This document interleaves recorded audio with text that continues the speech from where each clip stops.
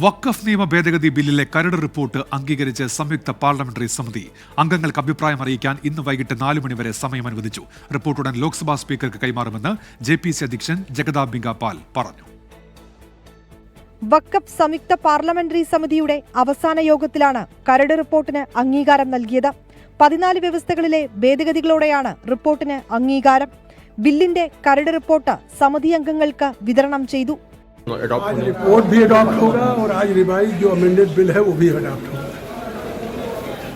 വിവാദ വ്യവസ്ഥകളിൽ ബഹുഭൂരിഭാഗവും നിലനിർത്തിയതായാണ് വിവരം. ബോർഡിൽ 2 മുസ്ലിം ഇതര വിഭാഗക്കാർ വേണമെന്ന വ്യവസ്ഥ നിലനിർത്തും. വഖഫ് സ്വത്തുക്കൾ സർവേ നടത്തി നിർണയിക്കാനുള്ള അവകാശം വഖഫ് കമ്മീഷണർമാരിൽ നിന്നും ജില്ലാ കളക്ടർമാർക്ക് നൽകാനും കരട് ബില്ലിൽ വ്യവസ്ഥയുണ്ട്. വഖഫ് ട്രിബ്യൂണലിന്റെ തീരുമാനത്തിനെതിരെ ഹൈക്കോടതിയെ സമീപിക്കാം. വഖഫ് സ്വത്താണെന്ന് കണ്ടെത്തിയ സർക്കാർ സ്വത്ത് വഖഫ് സ്വത്തായി പരിഗണിക്കില്ലെന്ന വ്യവസ്ഥയും കരട് ബില്ലിൽ ഉൾപ്പെടുത്തിയിട്ടുണ്ട്. 44 വ്യവസ്ഥകളിൽ ഭേദഗതികൾ പ്രതിപക്ഷം ആവശ്യപ്പെട്ടിരുന്നുവെങ്കിലും വോട്ടിനിട്ട് തള്ളുകയായിരുന്നു. 24 ഡൽഹി.